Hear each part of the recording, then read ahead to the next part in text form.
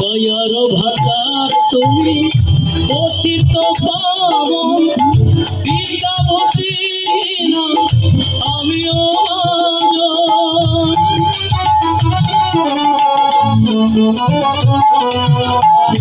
দয়ার ভাষার তুমি পতিত পাবন বিদ্যাবতী না আমিও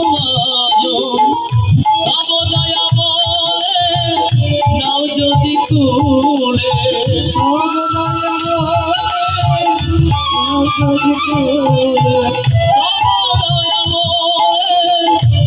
যদি তুলে থাকিব বিষয় বাসনাতে দয়া করো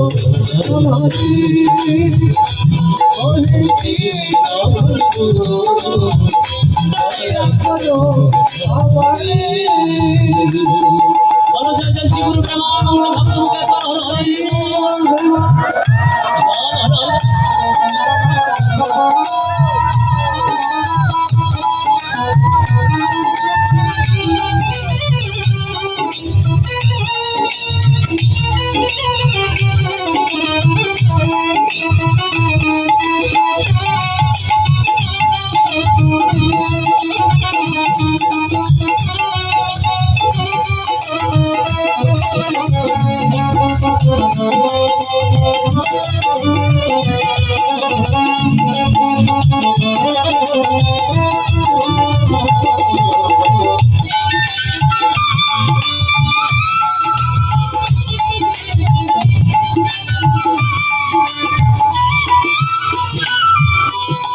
মায়া জুড়ে বাধা আছি এই যে দুনিয়ায় কত পাপী উদ্ধার পাইল তব নামে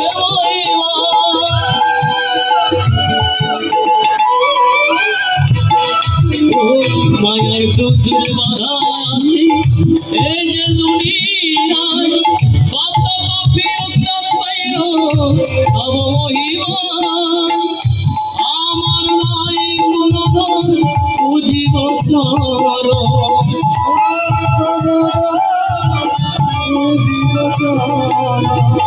আমার নাই কোনো ধন বুঝিব চরো দয়ালের দয়া তুমি নাম সংসারে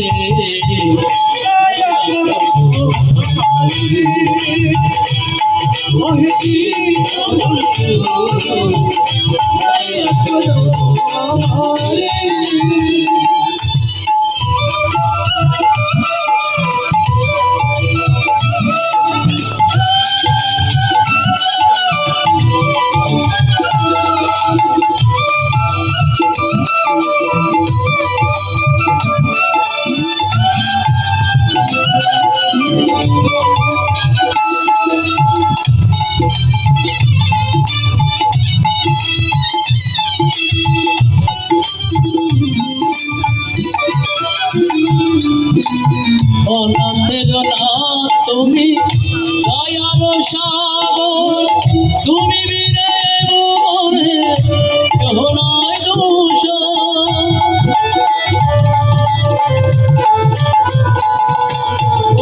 অনাথের নাথ তুমি দয়ার সাগর তুমি বিনে মনে কেহ নাই দোষ তুমি যার সাথী হবে তার গতি তুমি যার সাথী হবে তার গতি তুমি যার সাথী হবে তার গতি প্রেমের মূরতি দেখা দাও মুরে হরে হরে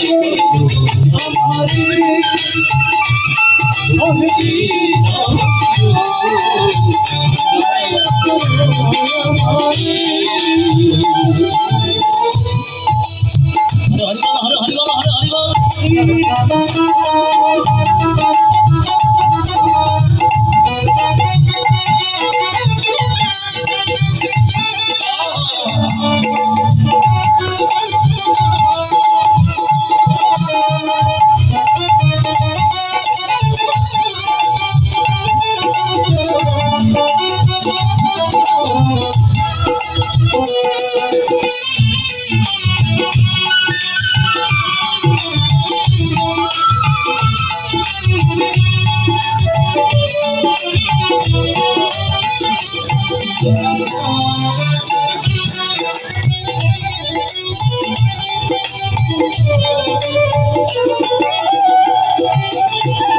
তবু পথে স্থান পাইব মনেতে বাসনা, রুহি ঠাকুর তুমি তারা আর তো কিছু চাই না।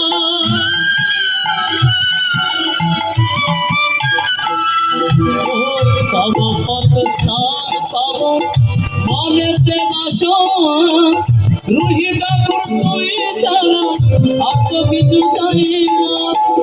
গাহে গুণ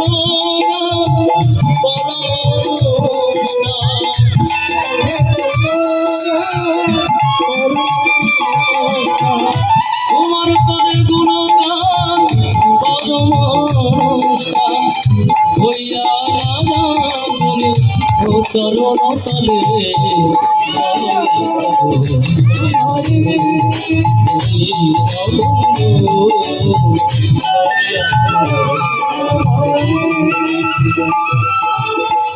তুমি দয়াল আমি গঙ্গা,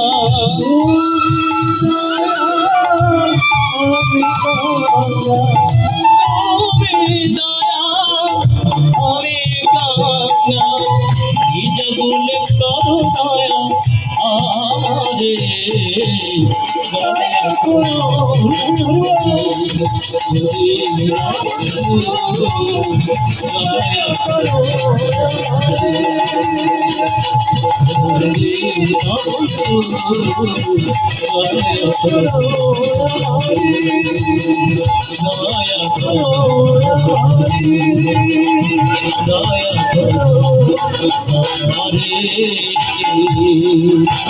বলো জয় জয় শ্রী গুরু ব্রহ্মানন্দ ভক্ত একবার হলো হরি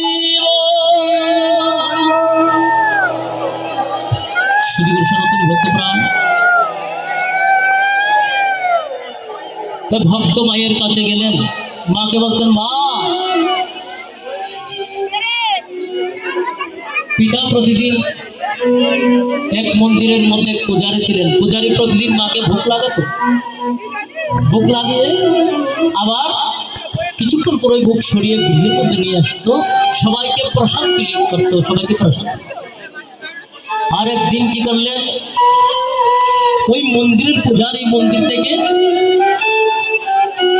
বাইরে যেতে হচ্ছে, অন্য জায়গায় পূজা করার জন্য ব্রাহ্মণকে যজমানের বাড়িতে যেতে হচ্ছে।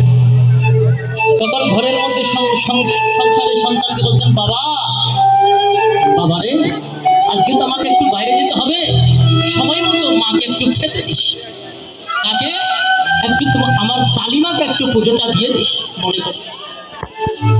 এখন সন্তান বলতে ঠিক আছে বাবা, তুমি কোনো চিন্তা করো না। বাবা বাইরে চলে গেলেন। সংক্ষেপে বলছি, যেহেতু সময় আমাদের 3টার মধ্যে শেষ করতে বলেছেন, আমরা নির্দিষ্ট সময়ের মধ্যে শেষ করবো। অনেক কথা বলার তো সময় নেই, যতটুকু পারি একটু একটু মায়ের যতটুকু কৃপা হয় বলার, তিনি যতটুকু বলায় ততটুকু বলার চেষ্টা করছে। তখন সন্তান কি করলেন, মায়ের জন্য ভোগ নিবেদন করলেন, প্রসাদ মাকে দিলেন। এবার দিয়ে মাকে ডাকতে লাগলেন, মা মা গো, তুমি কোথায়? এসো, তোমার সন্তান আজকে তোমাকে ভোগ নিবেদন করেছে, তুমি এসে খেয়ে যাও। মা মাটির প্রতিমাকে বলছেন, আচ্ছা বলুন তো বাবা, মাটির প্রতিমা কি কখনো ভোগ খায়, প্রসাদ খায়? প্রসাদ তো খাই না, কেউ ভোজনে তুষ্ট আর কেউ বচনে তুষ্ট। অনেক বাড়িতে গেলে দেখবেন তারা ভালো ভালো খাবার দেয় বটে, মুখের ব্যবহারটা সুন্দর না, তাহলে ওই খাবারকে কোনো শান্তি পাবেন? অনেকে বলে যে যাই বলুক